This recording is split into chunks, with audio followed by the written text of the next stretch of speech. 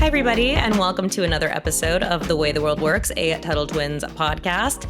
Today, I want to take a minute and honor somebody very special, somebody who is turning 90 on August 20th, and that is Dr. Ronald Ernest Paul, known to most as just Congressman or Dr. Ron Paul.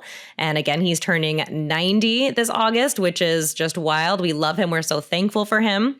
In fact, if you have not watched an episode that Connor and I did 5 years ago, it was one of our first episodes, we got to interview Ron Paul, which was so cool. That was before we were doing video, so it's just audio, but definitely check it out if you haven't. So who is Ron Paul and what makes him so special? So the early 2000s were a very interesting time. We had the War on Terror, right? So we got the TSA, which many of our listeners don't remember a time without the TSA, but the TSA didn't exist. We used to be able to just walk up to a gate, and even if we weren't on a plane, we could walk our friends, walk our family members to the actual gate and watch them board. That does not happen anymore. We had the War on Terror. We had perpetual war, you have to remember, too. That didn't happen in our lifetime. And then the War on Terror lasted decades. So that was a big deal. We had economic crises. We had the housing crash. We watched some of our parents lose everything. And for people about my age, and I'm sure some of your parents' age, that was when we came of age. That's when we were starting to go into the workforce. And it was really, really scary.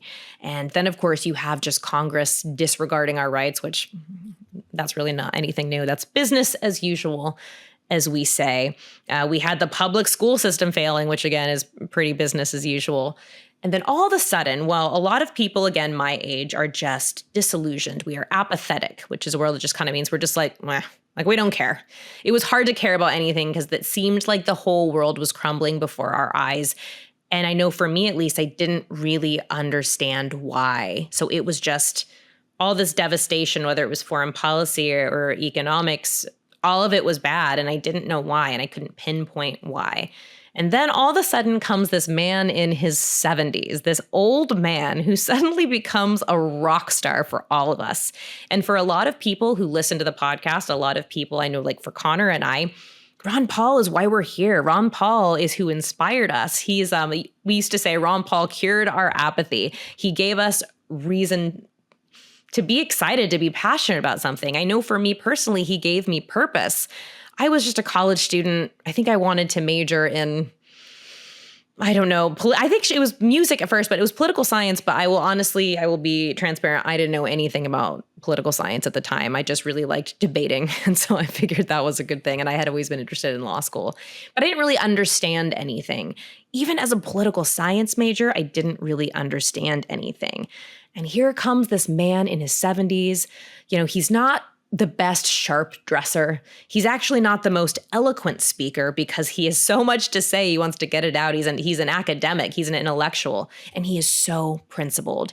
And a lot of homeschoolers knew who he was. He had been doing a lot of work with homeschool families. I remember I had some friends that were talking about him long before I heard about him. And if you were deep in the Austrian economic world, he's always been a hero there. But for me and for lots of other people, we were watching the 2008 elections, and it was the primary. So that was, just the Democrats trying to figure out who was going to be their candidate and the Republicans trying to figure out who was going to be their candidate. And all of a sudden on this stage full of warmongers, on the stage full of what we call neocons, these conservatives in name only, these conservatives that wanted war, that were hawks about foreign policy, these people that pretended to be limited government or constitutionalists, but they were crying for more government. You have this old man that doesn't care if people like him or not because he's there to tell the truth. And on a stage full of people saying that we needed to continue on with war, that we needed bigger government, Ron Paul is up there schooling them. He's saying, no, that's ridiculous. And he's not just schooling them, he's giving history lessons. He's giving economic lessons. And if you've watched a debate, presidential debates have no substance. If you want to feel just dumber than you might ever feel, watch a presidential debate because it's all these sound bites. It's all people saying the same thing, giving these stories about when I met a mom in the countryside. They're just giving these anecdotal stories and they don't ever answer the questions. In fact, if you go through media training, you're actually trained to answer the question you wish you were asked. And that's a lot of times what these candidates do in the debates. It's rhetoric, right, is what we call it. It's just sound bites. But Ron Paul's up there and he's giving economic lessons. He's teaching us about blowback. That's that principle we talk about in the book, Tuttle Twins and the Golden Rule. You know, if you hit somebody, they're probably going to hit back. And for so long, we had been hitting other countries. We had been doing these things, and it was no wonder they were angry with us. And I remember sitting there and watching it and being like, wait a second, this guy's making a lot of sense. I don't understand anything that even my professors are teaching me because none of it really seemed to get to the heart of the matter. And here is this man, this old man, who's just up here schooling everybody. And it was a really exciting moment. And everyone was making fun of him. People on stage were making fun of him. Political, pundits on the news were making fun of him. And then they used to have this thing, because this is going to make me feel old. This is when text messaging and all these things were kind of new. And so they had you can text in who you think won the debate tonight. And all these young people were typing in Ron Paul and sending it in. And so they're reading these results live on the news and they're expecting it to be, some other terrible candidate. All of a sudden it's Ron Paul and everyone was like, what? Who is this man? And that sparked a revolution, what we used to call the Ron Paul revolution. And I like to pretend it's still going, but these were the peak days. For a lot of us, again, it invigorated us. Even though we were angry about what was going on, we were angry about foreign policy and that we were in all these wars and we had friends dying. We were angry that we had parents and family members losing all their investments and savings because of the housing crisis and all the economic, consequences that happened as a result of that. We were angry, but suddenly we had something to work for. We were angry, but we knew what the solution was. We knew that there was this path of individual liberty. We knew that the Constitution protected our rights from things the government had been trampling with TSA and all these new, we didn't know then the extent of the NSA spying that we would find out later in 2013, thanks to Edward Snowden. But there were all these things that suddenly just made sense and we were excited. We were woken up from this sleep of just everything is bad and we're like, we're going to fight, not actually fight, but stand up for what's right. And what did Ron Paul even stand for? Non-interventionist foreign policy. And that's just what we talk about in Tuttle Twins and the Golden Rule, that we should be friends with other countries. We should trade with other countries. We shouldn't be so quick to bomb them or go invade them just because we have American interests, whatever that may mean, in other countries. Civil liberties, unapologetically, that individuals have rights that the Constitution protects, rights that the government doesn't give us, inalienable natural rights, are civil liberties, and that we needed to stand up for that.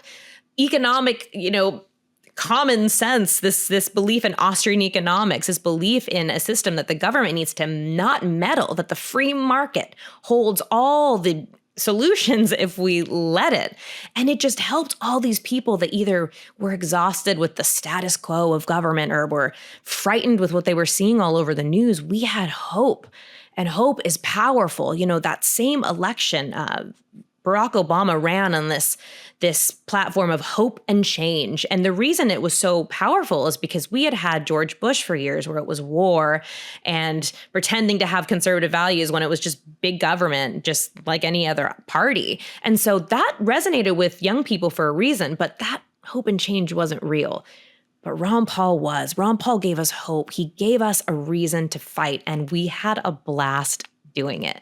Let me tell you, some of my favorite memories are protesting and holding Ron Paul signs, in front of the Capitol buildings and making friends with people who came from all sorts of beliefs. You had people in college who were leftists or people that used to be diehard Republicans it didn't matter. It was a place where everybody could get together and talk because at the end of the day, we just wanted to live a little more free. We just wanted to be able to exercise our individual liberty. And we had a blast. There were big events. There was events with music and bands. There were a bunch of people that even wrote music about Ron Paul. It was so exciting.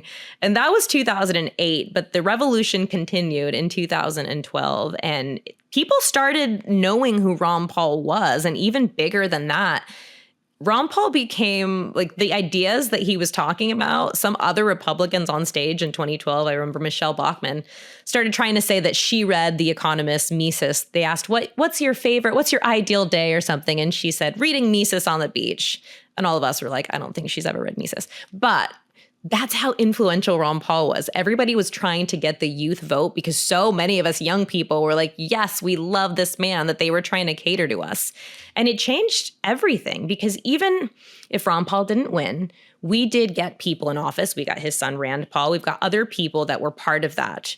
We brought this classical liberal or libertarianism, we brought these ideas into the mainstream, and we made it so a lot of candidates, a lot of politicians had to kind of adopt them, because that's what was resonating with us. We got Thomas Massie, who is one of the best people in Congress right now, who, like Ron Paul, does not care who likes him or doesn't like him. He's there to do what's right. Ron Paul represented a form of principled government that we have not seen hardly ever. And I would almost argue that right now, the way we see it is kind of Thomas Massie, that he's kind of the continuing the remnant, as another economist once said, the remnant of the Ron Paul revolution. He's there and he's leading the torch.